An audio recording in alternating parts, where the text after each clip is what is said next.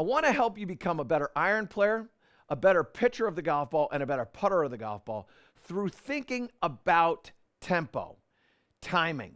It's essential for distance control in those three areas, and I'm going to explain to you how you can develop it and how to notice it. First of all, let's talk about why it's so important with iron play. When my ball striking is really good, and you hear this from the best players in the world, my ball striking was great, my timing was great. What happens when that happens? Well, I deliver a consistent loft to the golf ball. I deliver a consistent speed of club head to the golf ball, and I deliver a consistent strike to the golf ball. So we're talking about strike, speed, and loft.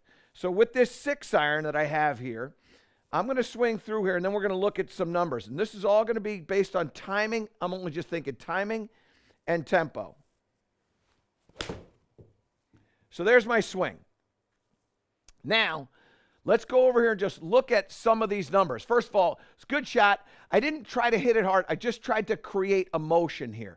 And what happens is that flew 168 yards in the air. The ball speed was 115. The club head speed was 79. Backspin was 5780, so just call it 5800. And then the launch angle here is 19.5. Now, those are, I'll just make those baseline numbers, okay? So 80 miles an hour out of that club head speed. By the way, the shot was a straight shot, and the strike was very, very solid in the center of the club face. So we're just going to look at the baseline numbers of what I just showed you. About 80 miles an hour with the club head, about 115 miles an hour with the ball, and that strike is in the center of the club face just the way I want it. Now I'm going to go back over here, and I'm going to hit another one. And this time what I'm going to do is I'm going to mess up my timing. I'm going to mess up my tempo on this. And what I'm going to do is I'm going to chuck the club here.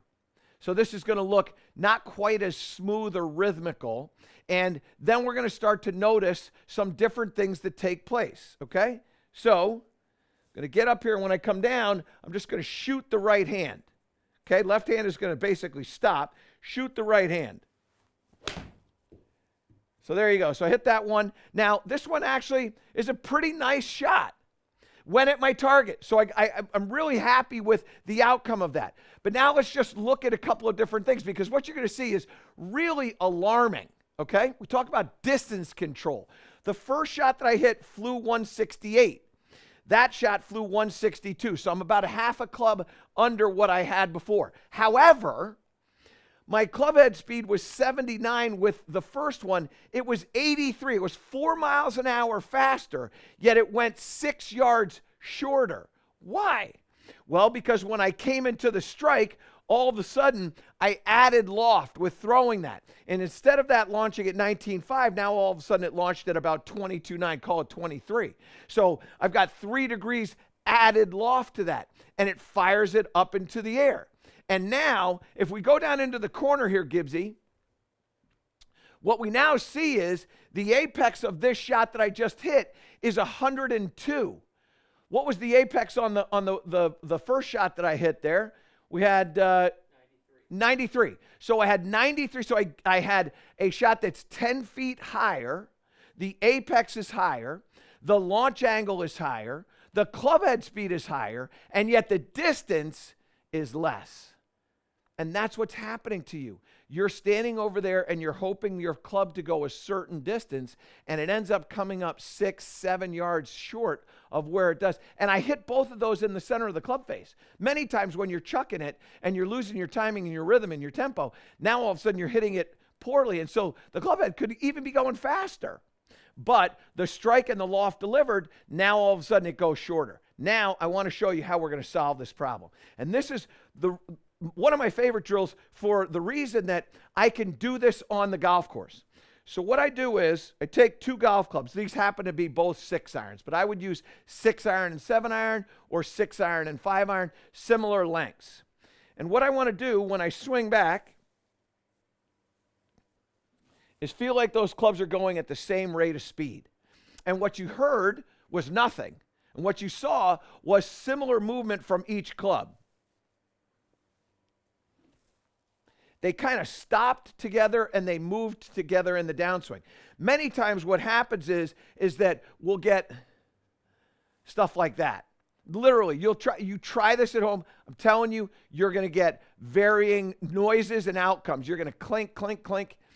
And the reason why you're going to get that is because your right wrist is going to work differently than your left wrist. Your right arm is going to work differently than your left arm. And all of a sudden, you're going to have a swing that looks like this at the top of the backswing. And then this is going to happen because you're chucking it. And all of a sudden, the right arm is going to get past the left arm. And you're going to be banging these around like you're playing drums. And what you want to do is you want to do this drill and see if you can make faster speed. Then you get a feel of how the body is working, how the wrists are working together, and then all of a sudden, see if we can get a similar outcome to the first shot. So here, and now I hit that shot, and now let's take a look at what we got out of that shot. So now, this is a little bit of a mishit, right? But what I got was, I got a consistent club head speed. So 79 on the first one, 79 on the second one. That's identical. All right, now we come over here, and my launch was almost identical. The first one was 19.5. The second one was 20. I missed the strike, okay? Forgive me. I missed the strike. But what I got was I got consistency in that and consistency in this. So now if I go back over here and I get my consistency again in my strike, I might just get a predictable distance of what, like 100, what did I say, 169 out of the first one? So same thing. So I'm trying to get like 79 consistent strike. So let's see what we get here. So this is going to go, that's a pretty similar shot. 165 out of that one. Let's see, 80 miles an hour on that. The ball speed there, again, another, not quite the strike I want, 111. The launch angle, 20.3. You see the consistency that's taking place here. And when you start creating that consistent timing, now you have predictable club head speed, predictable contact on the club face, and predictable outcome in how far this thing is going. Club head speed, ball speed, all that stuff, they all start showing up as similar. 79, 79, 80, 115, good strike, but 111, 111, 111. And then all of a sudden, spin rates get the same. The launch angles get the same.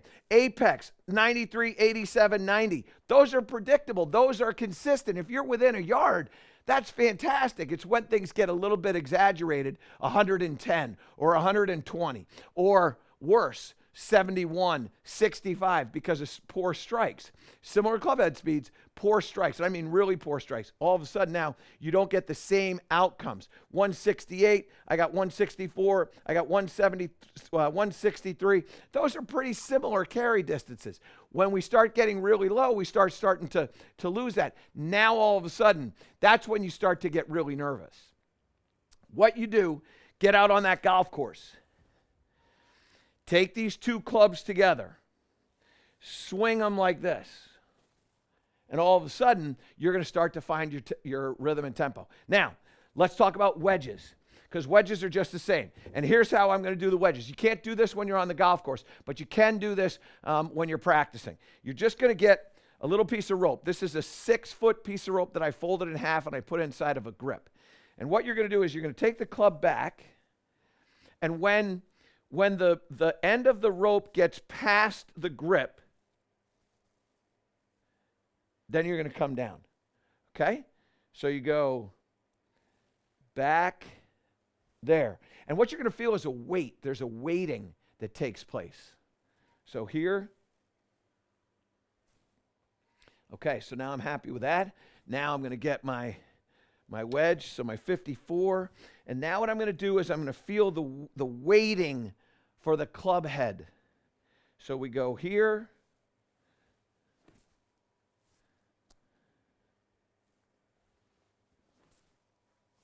And now I'm going to go and hit this shot.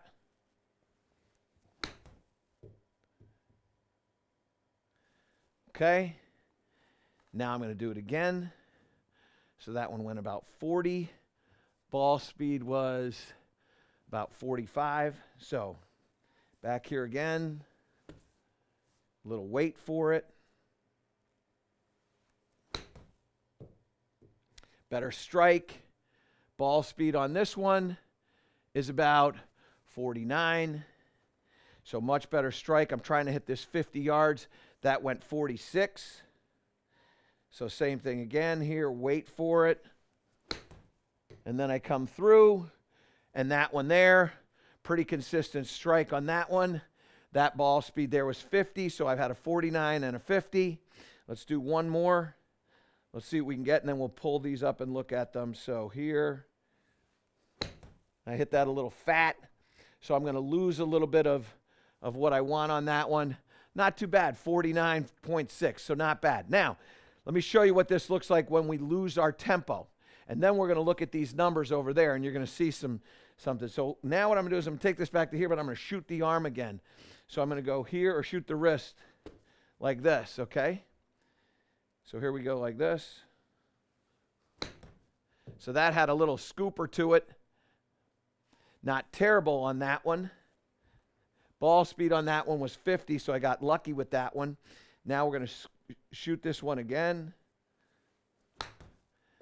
So I shot that one. I caught that thin, and that ball speed there was 50. Now let's shoot one again. Now I've flicked that one. I got that even more solidly on that one. Ball speed there jumped up to 53. So let's go look at these numbers and see what happens. So let's start looking for some consistency. So we're looking at all these 40s, right? So I've got the club head speed. I didn't mark the club head speed on the wedge, so you're not gonna see that. But what you're gonna see is you're gonna see carry distance 44, 46, 45, 46. So those are all very consistent. And then we get into this 44, which is down south, and then we get a 50. Now that 50, all of a sudden, that's the throw, but I threw it a little faster. The club head speed would have been up a little bit on that one. These other ones, they're all gonna be fairly similar. And then you start looking at ball speeds, and the ball speeds are all pretty similar. 49, 51, 50, 50, 50, 53. Now, 3 miles an hour ball speed doesn't sound like it's a lot, but when you're hitting a 50-yard wedge shot and you want it to go 50 yards, and all of a sudden the thing's going 53 or it goes 44, now you got a little problem. What you're trying to do is you're trying to develop that similar predictable distance, and where it comes from is in the tempo. And why it's so important for you to have success in your game is with tempo. So you what I'm going to do now is I'm just going to experiment with this one here. My guys are just rolling. They don't even know what I'm doing here. But I'm going to take this one sticker and I'm going to put it on this wedge here. I'm going to see if I can get some predictability in club head speed. Greg, I think you can just erase all those shots right now. In fact, let me get some golf balls. Okay, tell me when we're ready to go. We good to go? Yep. Good to go. Okay, so here we go. So now I'm going to do the same thing. So I'm going to take this back. This is going to be about in here. So I'm feeling like I've got that rope. And I'm going to drag this, see if we can get this thing to get out there to about 50. So that's a pretty good strike. That one there, ball speed was right at 50, and that ball went 47.1. I'm going to do another one here. This time I'm going to try to flip it. So I'm going to go here. I flipped it. And this one there, the ball speed went 56 and had some spin. So let's look at these two numbers here. So now what I get is I get the club head speed was going at 45 miles an hour. The ball went 50 miles an hour. The club head speed was 45. So that's pretty much what we saw in those other ones. I just put that sticker on there so that we had something to validate all this. Now the first one, 45 carry, 47 total for a 50-yard shot. That's more than acceptable. 10 feet, I kind of like that. But this other shot that I hit, the ball speed jumped up to 56. The spin rate nearly picked up 1,000 RPMs, went up to 7,600. So this one I carried 56 because the club head speed went up to 56. The ball speed went up to 54. I carried it 56. So it went past by 6. But this time it had more spin. And so it came back to 54. Now you would go, well, that was a good shot. But what will happen for you is in time, you're not going to get that extra spin, and it's going to carry 56, and it's going to go out to 60. Now you're going to be in a downhill putt, 30 feet. You're going to 3-putt, and you're going to blame it on your putter. It's actually the wedge. So now you come over here and you look at this other stuff that takes place. And one of the things that jumps off the page to me is the launch angle. One's at 30.9. This is at 32.6. It's not dramatic, but it is something. And I'm always trying to strive for a 30-degree launch angle. That's why that jumps out to me. But more than that, the apex. This is the one that jumps off the page. The first one is 25 feet. The second one is 35 feet. Now, that's a huge difference, which tells you the loft that I delivered that with was greater. The club head traveling faster, greater, unpredictable. And so what you want to do is you want to take this rope, you want to swing this back to where the end of it just gets above the grip, and then you go. I don't want you to go. That's me throwing it. Watch how that rope moves, and I'm going to throw it. Where this one, now my body is being used here correctly, and that rope moves properly. Now we put that down, get in here like this,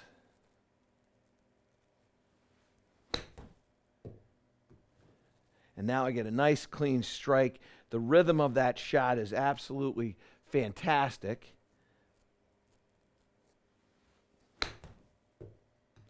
Rhythm of the shot is so good. And what will happen for you in time is you'll develop the confidence and the trust to be able to go, okay, I'm going to give this, I want to get a little bit of left spin on this. I'm going 50 and a little cut spin. So here we go. Now I got my shot. I put my little cut spin on there. And now all of a sudden I get everything I want. So come on up here, because what can happen with you now is trying to hit a 50 and hit a little cutty wedge. So I got a little right spin on that one. Club face opened up. Ball speed got to 51. Club head speed, I told you we're right around that 50 number, is 48. That ball went to 49.3. You know what you say to anybody that hits that shot? Pick it up. That was good. Actually, that was great. All right, so now we've covered those two. Now we're going to cover, finally, the putter. And the putter, to me, this is the easiest of all of them. And again, something that you can do. The one thing you have to do is you have to have a caddy. I've been doing this one. A caddy. You got to have a cavity, a putter with a cavity. So what you're going to do is you're going to take a quarter, which is what I have here. You're going to put it in the coin just like this. And then what I want you to do is I just want you to make putting strokes. And again, you can do this on the golf course. You're going to take putting strokes, and you're going to keep that cavity, that coin in the cavity. Just like that. When your tempo gets bad, it typically gets bad in transition, and you go boom, and that coin pops out. You could see that pop out. So you put that in there like this. Keep that coin in there. Go that way. Now the coin is still in here. And now all I'm going to do is just do that same thing. And you can see the coin stay in there. If I start shooting this, if I pop that too soon, I go, now all of a sudden what ends up happening is that club head starts moving faster. You start delivering an inconsistent loft, an inconsistent strike, and an inconsistent club head speed to that golf ball, and all of a sudden you're in 3-putt territory. So these 3 areas, you focus on your timing, you focus on your tempo, and you make sure you do those little drills that I got for you. Do the 2 clubs, make sure you get that rope, and then this cavity. And when you start to do that, those 3 areas of your game are going to improve dramatically. You'll have great distance control, and those scores are going to come down. To improve all parts of your game, subscribe to my channel and click the link below.